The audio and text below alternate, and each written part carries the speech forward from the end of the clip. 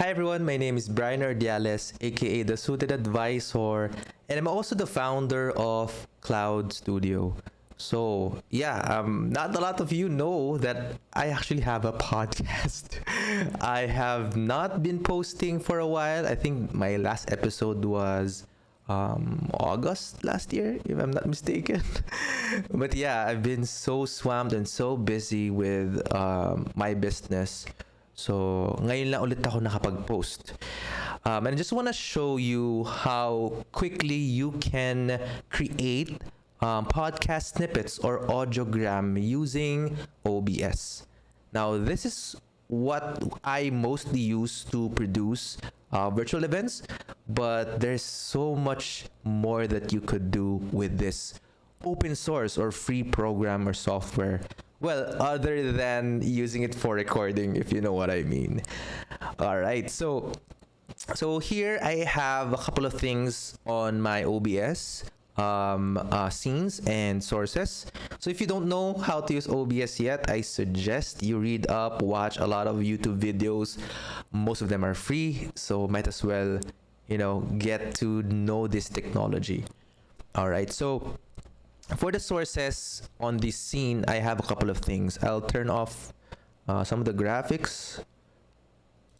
All right. So the first thing is that you would be needing is some sort of a background. All right. And then, of course, if you have your podcast graphics, I made this over Canva. Again, Canva, kahit naman naka-free ka dyan, you can definitely create a lot of beautiful assets. Okay.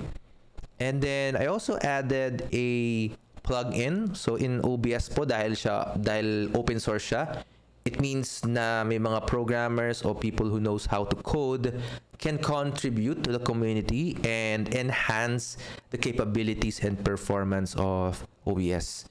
So you can look for Audio Spectralizer as a plugin over OBS yan.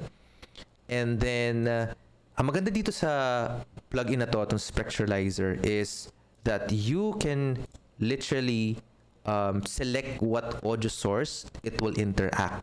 So if you've seen audiograms before, yung mga gumagalaw-galaw na audio, so eto yun, no? You can do it within OBS. So I can actually program it to interact with my microphone, like this one. All right.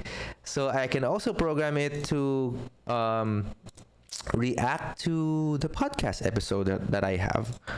So, for example, I change that to the podcast episode and let me play the podcast episode, like the intro.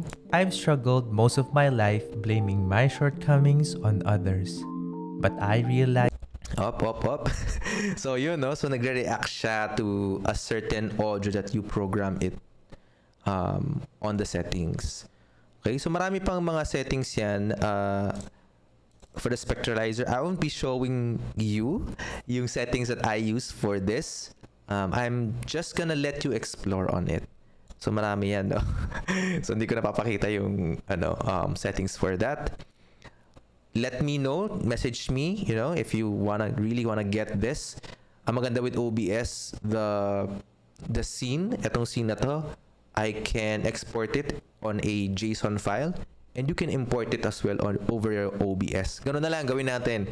Message me how you can receive yung scene collection na to, itong scene wherein immediately pwede mo lang i-plug and play kung ano yung graphics mo, ano yung background mo. Okay. So what I would be doing right now is just to create short snippets.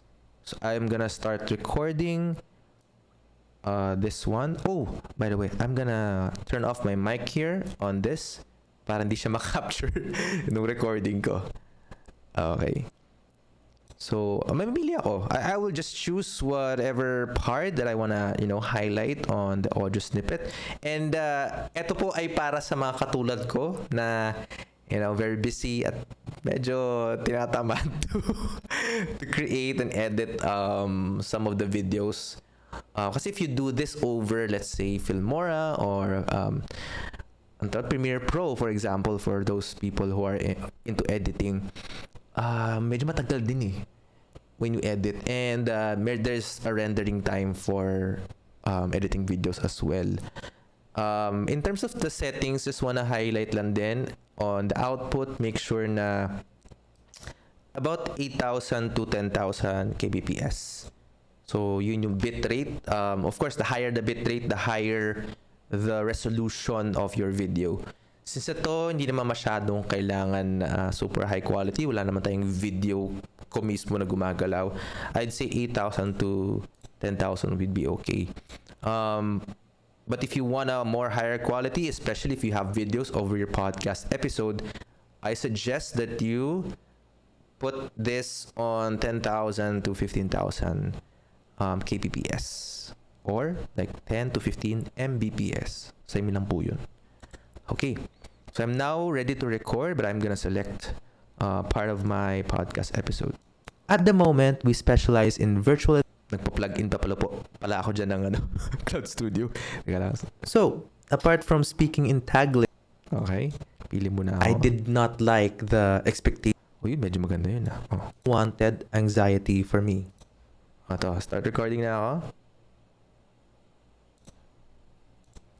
I did not like the expectations put on my shoulder as it felt like a drag. Sobrang hassle. Okay, so what I did, I paused the recording. Nakita niyo may parang pause yan. And then hanap ulit ako. Let's say, sang tao sa kakayanan ko, the servability of in becoming a better person. Darating at darating din ng breakthrough mo if whatever you chose to do, lalo na sa mga bagay na directly may influence sa'yo in becoming a better person. Darating at darating din ng breakthrough mo if and only if you show up. You can. So next part, you're powerful beyond measure and you show up. There is no right or wrong. Only what holds true as to who you are, and if you show, then remember, maganda yung sinabi ko dito eh. Life is a box of chocolates. You never know what you're gonna get. Naalala ko tuloy yung hindi mo talaga masasabi eh. Even if I also made a lot of mistakes along the way. Hindi mo talaga masasabi eh, you know, what life could bring. So as long as you put yourself out there, you'll never know what you're gonna get. Naalala ko tuloy yung, you know, life is a box of chocolates. You never know what you're gonna get. Ganun din yun. Okay, so I think I'm satisfied with that. And that's like 30 seconds already. And I would stop recording na. So now, I'm gonna pull up the recording. Put it here. You cannot hear it yet. I-add ko lang sa recording ko yung, where is this? Okay. Voice meter input. Okay.